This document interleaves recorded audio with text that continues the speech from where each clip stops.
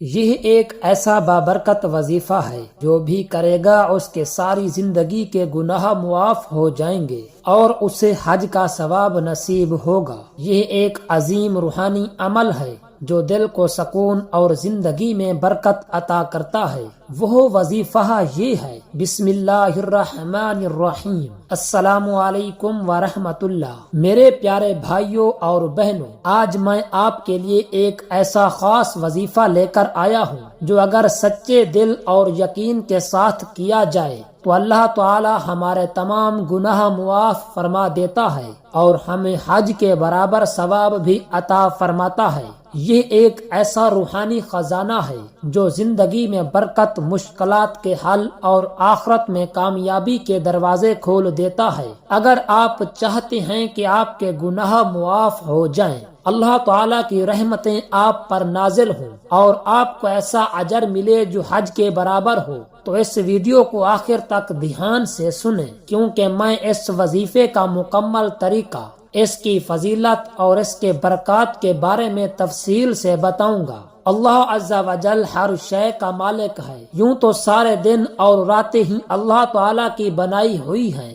لیکن بعض راتوں کو بعض راتوں پر فضیلت حاصل ہے۔ جس طرح انبیاء کرام علیہ السلام میں حضور نبی کریم صلی اللہ علیہ وسلم کو فضیلت حاصل ہے، جس طرح اللہ عز و جل کو حضور نبی کریم صلی اللہ علیہ وسلم محبوب ہیں، اسی طرح ان فضیلت والی راتوں میں عبادت کرنے والا بھی اللہ عز و جل کو محبوب ہے۔ اللہ عز و جل کا ان راتوں کو امت محمدی صلی اللہ علیہ وآلہ وسلم کے لیے پسند فرمانا اس امت پر اس کا احسان عظیم ہے۔ حضور نبی کریم صلی اللہ علیہ وآلہ وسلم اللہ عز و جل کی بارگاہ میں قیام کرنے کا طریقہ بیان کرتے ہوئے فرماتے ہیں کہ تم اللہ تعالیٰ کی عبادت اس طریقے سے کرو کہ گویا تم اس کو دیکھ رہے ہو، اور اگر تم ایسا نہ کر سکو تو یہ یاد رکھو کہ وہ تمہیں دیکھ رہا ہے۔ نیز حضور نبی کریم صلی اللہ تعالی علیہ وآلہ وسلم کا فرمان علی شان ہے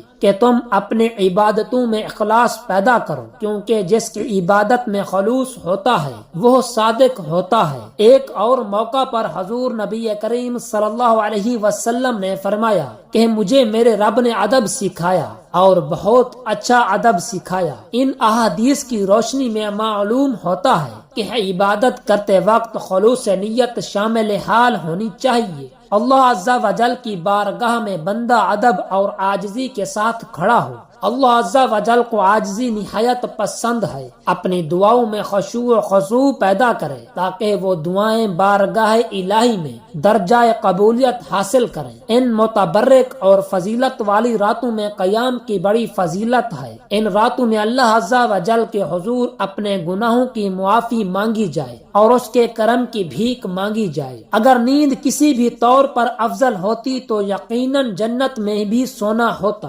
چنانچہ ہمیں اس رات شب بیداری کر کے ان راتوں کے فیوز و برکات سے مستفیض ہونا چاہیے۔ سب سے پہلے ہم یہ سمجھیں کہ اللہ تعالیٰ نے ہمیں توبہ کا دروازہ ہمیشہ کے لیے کھلا رکھا ہے۔ قرآن مجید میں ارشاد ہوتا ہے، بے شک اللہ توبہ کرنے والوں سے محبت کرتا ہے اور پاکیزگی اختیار کرنے والوں کو پسند کرتا ہے۔ نبی کریم صلی اللہ علیہ وآلہ وسلم نے فرمایا، جو شخص ایک مرتبہ سچے دل سے استغفار کرتا ہے، اللہ تعالیٰ اس کے تمام گناہ معاف فرما دیتا ہے، چاہے وہ آسمان کے ستاروں کے برابر ہوں۔ یہی وجہ ہے کہ بزرگان دین ہمیشہ استغفار اور ذکر و اذکار کو اپنی زندگی کا لازمی حصہ بناتے تھے۔ اگر ہم اللہ تعالیٰ کے قریب ہونا چاہتے ہیں تو ہمیں بھی توبہ اور دعا کو اپنی زندگی کا حصہ بنانا ہوگا۔ بعض اوقات ہم سوچتے ہیں کہ ہمارے گناہ اتنا زیادہ ہیں کہ شاید اللہ تعالیٰ ہمیں معاف نہیں کرے گا، لیکن حقیقت یہ ہے کہ اللہ تعالیٰ کی رحمت ہمارے گناہوں سے کہیں زیادہ وسیع ہے۔ حضرت عمر فاروق رضی اللہ تعالیٰ عنہ فرماتے ہیں کہ اگر کوئی شخص سچے دل سے اللہ تعالیٰ سے معافی مانگے تو اللہ تعالیٰ اس کے تمام گناہ ایسے مٹا دیتا ہے جیسے وہ کبھی کیے ہی نہ ہوں۔ اب میں آپ کو وہ خاص وظیفہ بتانے والا ہوں جو کرنے سے نہ صرف گناہوں کی معافی ممکن ہے بلکہ حج کے برابر ثواب بھی حاصل ہوتا ہے۔ سب سے پہلے آپ نیت کر لیں کہ آپ یہ وظیفہ اللہ تعالیٰ کی رضا، اپنے گناہوں کی معافی اور حج کے برابر ثواب حاصل کرنے کے لیے کر رہے ہیں۔ نیت کے بغیر کوئی بھی عبادت مکمل نہیں ہوتی، اس لیے سچے دل سے اللہ تعالیٰ کے حضور حاضر ہو کر اس عمل کو انجام دیں۔ سب سے پہلے 11 مرتبہ درود ابراہیمی پڑھیں، کیونکہ درود شریف کی برکت سے دعا قبول ہونے کے امکانات بڑھ جاتے ہیں۔ اس کے بعد 7 مرتبہ سورۃ الفاتحہ اور 7 مرتبہ سورۃ الاخلاص پڑھیں۔ حدیث شریف میں آتا ہے کہ جو شخص سورۃ الاخلاص کو 3 مرتبہ پڑھتا ہے اسے پورے قرآن مجید کے برابر ثواب ملتا ہے۔ یہ گناہوں کے مٹنے اور دل کی صفائی کا ذریعہ ہے۔ پھر 313 مرتبہ سبحان اللہ و بحمدہ سبحان اللہ العظیم استغفر اللہ پڑھیں، کیونکہ اس ذکر کی فضیلت احادیث میں بہت زیادہ بیان کی گئی ہے۔ اس کے بعد اللہ تعالیٰ کے حضور گڑ گڑا کر دعا مانگیں،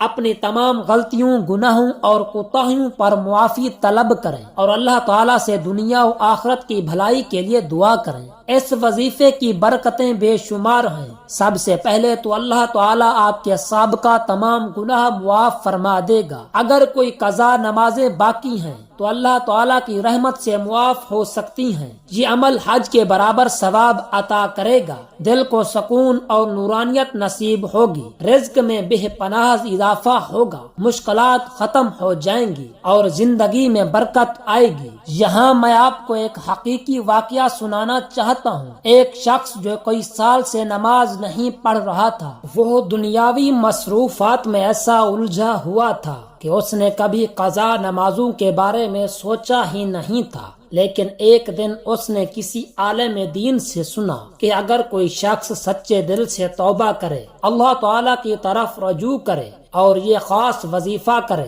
تو اللہ تعالیٰ اس کے تمام گناہ مٹا دیتا ہے اور اس کی قضا نمازیں معاف ہو سکتی ہیں۔ اس شخص نے جب یہ عمل کیا تو اس کی زندگی بدل گئی، اسے نماز کا ذوق ملا، اللہ تعالیٰ نے اس کے دل میں نیکی کی محبت ڈال دی اور اس کے معاملات خود بخود آسان ہونے لگے۔ اعمال کی قبولیت اور استقامت کی اہمیت میرے پیارے بھائیوں اور بہنوں، یہ بات یاد رکھیں کہ ہر عبادت اور نیک عمل کے قبول ہونے کی ایک اہم شرط اخلاص نیت ہے۔ اگر کوئی شخص اللہ تعالیٰ کی رضا کے بغیر محض دنیاوی فوائد یا دکھاوے کے لیے کوئی وظیفہ کرتا ہے تو وہ اس کے ثمرات سے محروم رہ سکتا ہے۔ اس لیے جب بھی کوئی وظیفہ کریں تو پوری توجہ اور مکمل اخلاص کے ساتھ کریں۔ اسی طرح صرف ایک بار وظیفہ کر لینا کافی نہیں ہوتا، بلکہ استقامت ضروری ہے۔ نبی کریم صلی اللہ علیہ وسلم نے فرمایا، اللہ تعالیٰ کو وہ عمل سب سے زیادہ پسند ہے جو اگرچہ کم ہو مگر مستقل کیا جائے۔ اگر ہم کسی بھی نیک عمل کو اپنی زندگی کا حصہ بنا لیں اور اس پر ثابت قدم رہیں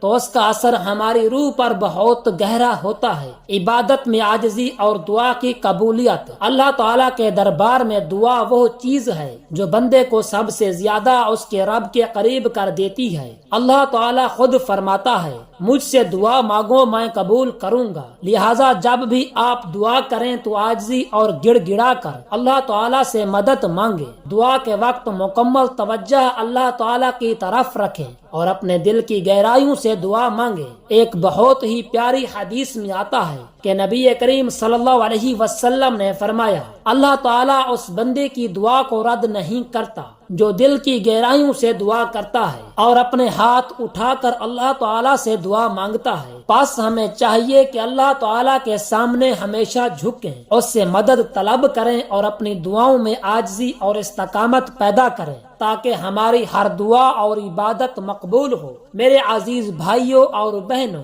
یہ موقع ضائع مت کریں، اللہ تعالیٰ کی طرف رجوع کریں اور یہ وظیفہ ضرور کریں۔ اگر آپ کو یہ معلومات پسند آئیں تو اس ویڈیو کو لائک کریں، کمنٹس میں آپ آمین لکھیں اور زیادہ سے زیادہ شیئر کریں۔ شاید آپ کے شیئر کرنے سے کسی اور کی زندگی بھی بدل جائے۔ اللہ تعالیٰ ہم سب کو نیک عمل کی توفیق دے، آمین ثم آمین۔